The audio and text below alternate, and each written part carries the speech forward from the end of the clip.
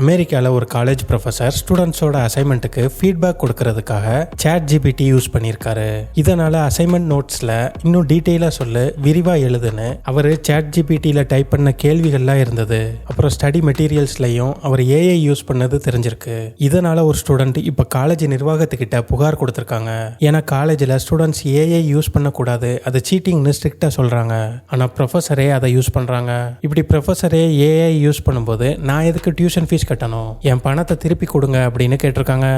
கேவ்மேன் skin கேர்னு ஒரு புது skin care trend வந்திருக்கு. இதை டியா சாகிர்னு ஒரு பொண்ணு ஆரம்பிச்சிருக்காங்க. இது என்னன்னா, முகத்தை கழுவாம இருந்தா ஸ்கின் சூப்பரா ஆயிடுமா. இந்த பொண்ணு மாசக்கணக்கா அவங்க முகத்தை கழுவுறதே இல்லையா, முகத்துல கிரீம் லோஷன் எதுவுமே போடுறது இல்லையா.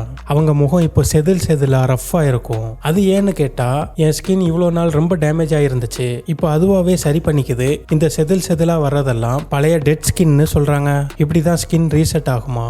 ஃப்ளோரிடாவில் ஒரு 40 வயசுக்காரர் கார்னிவோர் டயட்டை 1 வருஷமாக ஃபாலோ பண்ணியிருக்காரு. இந்த டயட்டில் விலங்குகளில் இருந்து வர்ற உணவுப் பொருட்களை தவிர வேற எதையுமே சாப்பிட மாட்டாங்க.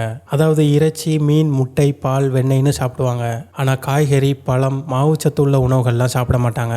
இவர் ஹாம்பர்கர், சீஸ், பட்டராக சாப்பிட்ருக்காரு.